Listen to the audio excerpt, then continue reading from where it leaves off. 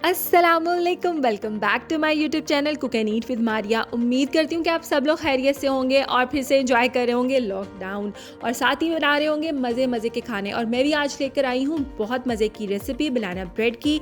बहुत easy recipe है और जितने भी इंग्रेडिएंट्स हैं वो आपको आपके घर में मौजूद होंगे, सो आपको कहीं बाहर जाने की भी ज़रूरत नहीं है। तो जल्दी से रेसिपी को स्टार्ट करते हैं। बिस्मिल्लाहिर्रहमानिर्रहीम। तो ये हैं सारे इंग्रेडिएंट्स जो हमें चाहिए। I try my level best कि इसको मैं हेल्दी बना सकूँ और आपने ट्राई करके बताना है कि मैं इस कोशिश में कामयाब हुई कि नहीं।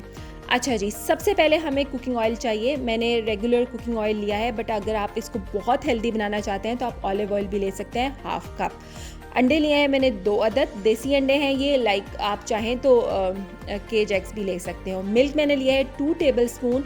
रूम टेम्परेचर पे मिल्क रखना है आपने, ज़्यादा ठंडा दूध नहीं लेना। यहाँ पे मैंने वॉलनट्स लिए हैं तकरीबन 2 टेबल स्पून।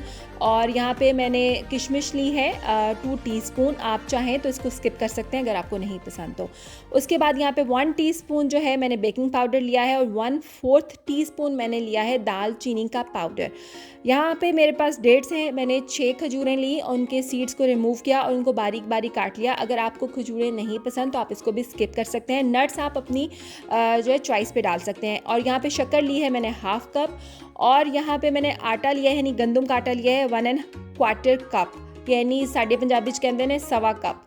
और यहाँ पे 3 अदद मैंने केले लिए हैं, जो नरम वाले लेने हैं, ज़्यादा सख्त नहीं लेने। तो सबसे पहले हमने क्या करना है कि इन बनानास को जो है बहुत अच्छे से मैश करना है। इस रेसिपी की सबसे मज़े की बात यह है कि आपको ओवन की भी ज़रूरत नहीं है और आपको इलेक्ट्रिक बीटर की भी ज़रूरत नहीं है। सो ये एक्सक्यूज़ ख़त्म कि भाई हमारे पास बीटर नहीं है या हमारे पास ओवन नहीं है। बस आपने बनानास को बहुत अच्छे से मैश कर लेना है। अगर आपके पास ये वाला हैंड मिक्सर भी नहीं है तो आप फोक के साथ भी मैश कर सकते हो। अब सबसे पहले हमने प्री हीट कर लेना है अपने पतीले को। मैंने बेस में रेत डाली है, ठीक है, आप नमक भी डाल सकते हो। और फिर एक रख दिया स्टैंड, और उसके बाद मैं इसको कवर कर दूंगी।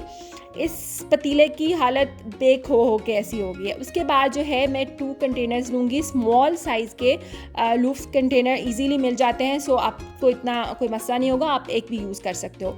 अब मैंने बनानास को बहुत अच्छे से मैश करना है ताकि हमें खाते वक्त फील ना हो कि इसमें फ्लेवर आना चाहिए, बट ये नहीं लगना चाहिए कि बहुत ज़्यादा जो है पीसीज आ रहे हैं बनानास के। अब बनानास बहुत अच्छे से मैश हो चुके हैं तो मैं इसमें डाल दूँगी कुकिंग ऑयल जो हमने लिया था हाफ कप। उसके बाद शक्कर डाल दूँगी मैं हाफ कप, आप चाहें तो हनी भी यूज़ कर सकते हैं। उसके बाद 2 टेबल स्पून जो हमने मिल्क लिया था मैं वो ऐड करूँगी। अगर जिन लोगों को शक्कर नहीं पसंद, मैं चाहती तो ब्राउन शुगर भी डाल सकती थी, बट मैंने इसको बहुत हेल्दी रखने की कोशिश की है, सो मैंने इसमें शक्कर डाली है। बट आप शक्कर की जगह हनी भी ऐड कर सकते हैं, हाफ कप जितना ही, या जितना फ्लेवर आपको पसंद हो। उसके बाद हमने यहाँ पे एग्स डाल दिए और साथ ही साथ में हमने इसको बीट करते रहना है। अब मैं डालूँगी वॉलनट्स, उसके बाद डालूँगी किशमिश। नट्स आप अपनी चॉइस पे डाल सकते हैं, कोई से भी डाल लें। और डेट्स डालूंगी, यानी खजूरें डालूंगी। खजूरें चाहे स्किप कर लें, उसकी जगह कुछ और डाल लें। उसके बाद हम दालचीनी का पाउडर डालेंगे जो हमने लिया था 1/4।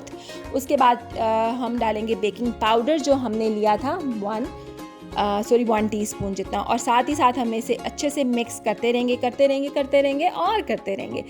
लास्ट में हमने डालना है इसमें थोड़ा थोड़ा करके आपने ऐड करना है, सारा एक साथ में ऐड नहीं कर देना। गंदम का आटा ये जो है बहुत हेल्दी होता है हमारे लिए। हमने जो है वाइट फ्लोर को स्किप कर दिया है और ना ही आपने वो जो दूसरे वाला वाइट वाला आटा मिलता है वो डालना है। आपने कोशिश करनी है कि आपको गंदम का आटा ही इसमें डालो ताकि ये एक अच्छा सा हेल्दी सा मील बन जाए आपका। आप देख सकते हैं कि इसको हमने अच्छे से मिक्स कर लेना है, अच्छे से साइड से साफ़ करके। अगर ये अच्छे से मिक्स नहीं होगा तो किसी नट का मुंह इधर होगा, किसी नट का मुंह इधर होगा, तो सबको मिला जुला के प्यार मोहब्बत से आपने मिक्स करना है। चलें जी, अब ये हो चुके हैं हमारा बहुत अच्छे से रेडी। अब आपने इन कंटेनर्स में इसको डाल देना है और उसके बाद जो है आपने इसको बेक कर लेना है। पहले ही मैं बता चुकी हूँ कि आपने इसको पतीले में बेक करना है, तो पतीला मैं रख चुकी हूँ प्री हीट होने के लिए। अब बस आपने इनको डाला। आप चाहें तो बड़ा ले लें कंटेनर और उसमें आप एक ही ब्रेड बना लें। मैंने 2 छोटे लिए हैं और उनमें बना रही हूँ, तो ये आपकी चॉइस है, ठीक है। अब आपने क्या करना है कि इनको अच्छे से ऐसे करके ठोकना है ताकि इसमें बबल्स ना रहें। ठोक दीजिएगा, मेरी तरफ से इजाज़त है। ओके जी, अब ये ठुकने के बाद रेडी हैं अपने पतीले में जाने के लिए। और उसके बाद में जब आप इसको डाल लें, तो मैंने क्या किया कि थोड़ी सी और लालच की कि क्यों ना ऊपर और वॉलनट्स डाल दूँ। तो मैंने अच्छे से चॉप किया वॉलनट्स को और इसके ऊपर और डाल दिए हैं। अब 1 टेबलस्पून 2 टेबलस्पून जितना आपको पसंद है, मैंने बहुत ज़्यादा नहीं डाला, हल्का सा डाला है कि ज़रा अच्छा लगेंगे। आप चाहें तो वॉलनट्स की जगह आलमंड्स भी डाल सकते हैं, जो भी नट्स आपको ज़्यादा पसंद है आप डाल दें। अब मैंने इसको रख दिया है, ऊपर मैं इसको कवर कर दूंगी और इसको 55 मिनट के लिए आपने बेक करना है मीडियम फ्लेम पर, ठीक है, 55 मिनट्स के लिए। तो 55 मिनट्स के बाद जब मैंने पतीले को खोला तो ये बिल्कुल रेडी थे। आप देख सकते हैं कि किस तरह साइड्स इसकी छूट चुकी हैं, ठीक है। इसका मतलब है कि ये बहुत अच्छे से बेक हो चुका है। लेकिन अगर आप सेटिस्फाइड नहीं हैं इस बात से, तो आप कोई स्टिक लें, कोई नाइफ़ लें और उसको सेंटर से आप उसमें डालें, तो आप देख सकते हैं ये कितनी नीट एंड क्लीन निकली है। दैट्स मीन कि हमारा जो है बनाना ब्रेड वो बिल्कुल रेडी है। आप बीच में 55 मिनट से पहले भी चेक कर सकते हैं। फ्लेम का जो लेवल होता है हर घर का, हर चूल्हे का अपना होता है, तो आप इस तरह चेक कर सकते हैं। अब इसको मैं थोड़ी देर के लिए रखूँगी, 5 से 6 मिनट के लिए मैंने इसको रखा था कि थोड़ा सा नॉर्मल हो जाए।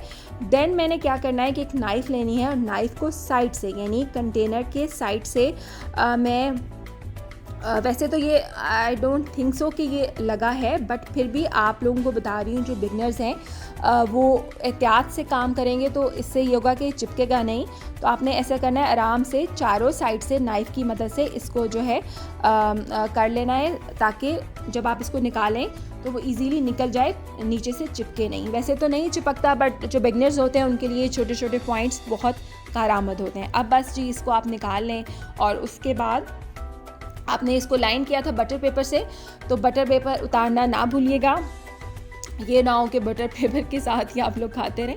तो अब मैं दोनों का जो है निकाल लूँगी, दोनों के जो है रिमूव कर लूँगी। उसके बाद आप मज़ेदार किस्म की चाय बनाएं, चाहे तो इससे ब्रेकफास्ट करें, चाहे तो आप टी टाइम एंजॉय करें अपना। और इसको आपने स्लाइसेस में कटिंग कर लेना है, और स्लाइसेस आप थिन कट करना चाहते हैं या थिक कट करना चाहते हैं, इट्स अप टू यू। अगर आपको लगता है कि आपको थिक करने चाहिए मेरी तरह, तो बड़े बड़े कीजिएगा, और अगर आपको लगता है कि नहीं ज़रा थिन होने चाहिए, ज़्यादा बड़े स्लाइसेस नहीं होने चाहिए, तो आप इस तरह कर लीजिएगा। उम्मीद करती हूँ कि आपको आज की ये रेसिपी पसंद आई होगी। बहुत हेल्दी, बहुत यमी, आप लोगों ने ज़रूर ट्राई करनी है, अपना फीडबैक देना है। और जाते जाते कहूँगी कि प्लीज़ मेरे चैनल को सब्सक्राइब कीजिए। आपकी मोहब्बत, आपकी प्यार की मुझे इसी तरह ज़रूरत रहेगी। अपना ख्याल रखिएगा। अल्लाह हाफिज़।